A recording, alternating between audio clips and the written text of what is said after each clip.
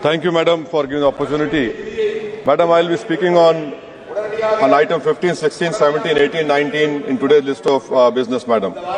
Madam, a pattern of deception repeats every year with Ministry of Minority Affairs. In 23-24, the government allocated 3,097 crores in BE. Ministry of Minority Affairs surrendered 2,060 crores, barely utilizing the funds. The same rule is being followed, pattern is followed in 24-25, where the allocation of 3,083 crores has been slashed to 1,681 crores, with no effort to demand admitted funds through the supplementary demands, madam. Madam, scholarship for minority students have been gutted. Pre-matric scholarship, only 90 crores of 326 crores have been utilized.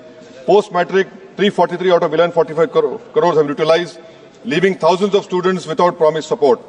Madam, government is not willing to make minority scholarship demand-driven.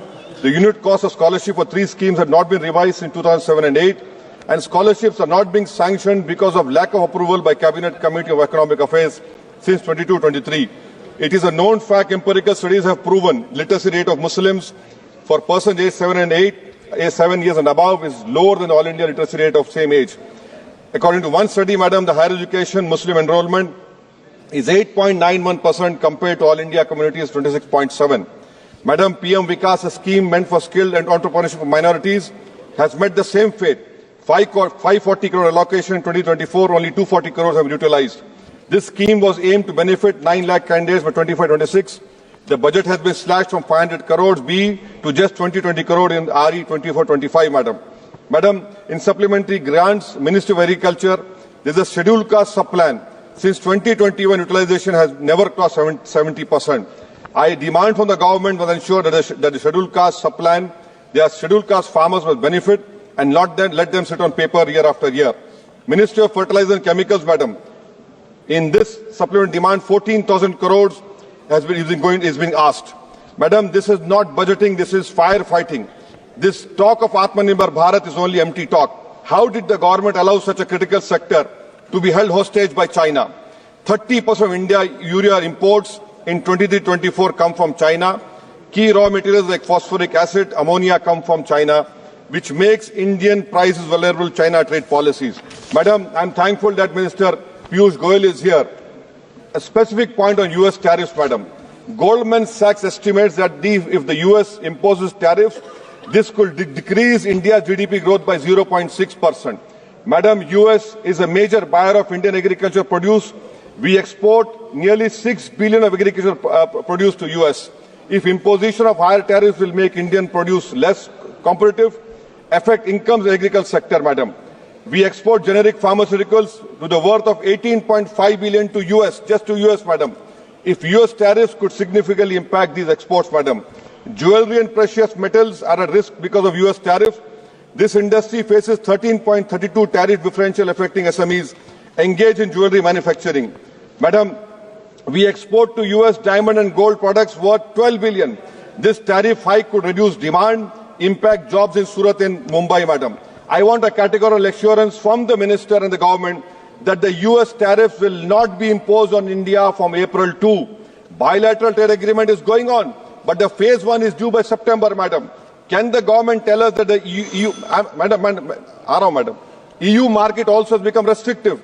Will this government give a categorical assurance that neither CBM, EUDR will not be imposed on India by you, which will affect 3 billion of Indian exports, madam, particularly iron and steel, according to economic survey. EUDR, 9.5 billion Indian exports will be affected. Madam, in this supplement demand, MEA is asking 300 crores. Will India get a sanction waiver for Chabar port as we got in 2018? Madam, on Manipur budget, 14,763 school-going children are displaced due to violence. 96 schools have been used for relief measures. Internet shut for 54 days. And this government increased only 2% for education for Manipur. Madam, 258 killed, 60,000 displaced, which includes 20,000 children, 1,000 injured. And in displaced camps, madam, on Manipur, madam, concluding, 65.8 are suffering of PTSD, 24.8% increase in moderate anxiety. What do? You don't increase help by 4 crores. Water supply sanitation, madam, 19% reduction.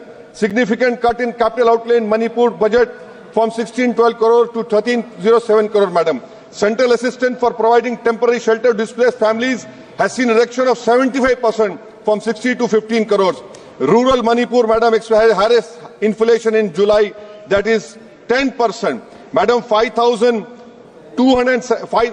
hectares of agricultural land, 15,437 metric tons of paddy crops worth 38.6 crores has been lost due to ethnic violence. Madam, you will be surprised to know agriculture allocation reduced by 8%. Total budget for police has been cut by 2% compared to last year. And concluding, madam, Manipur is the poorest state, which has a per capita income of 7,630 per month, which ranks fourth from the bottom. Madam, in last, I want to conclude. We have heard the Honorable Piyush Goyal stood up and appreciating this, the speech made by Abdul Samad Samdani from Kerala. I want to know, I am very thankful to him. मैं शुक्रगुजार हूं उनका madam कि उन्होंने उर्दू के अशार पढ़ने पर इसको कटमुल्ला की जबान नहीं कहा, जो उनके एक वजीर आला ने कहा। ये भारत की खूबसूरती को आप नहीं समझ रहे हैं। आपको समझना चाहिए उर्दू इस मुल्क की आजादी की जबान है। अपने मुख्यमंत्री को समझाइए। बहुत बहुत शुक्रिया। माननीय सदस्य श्री अरविंद सावंत जी।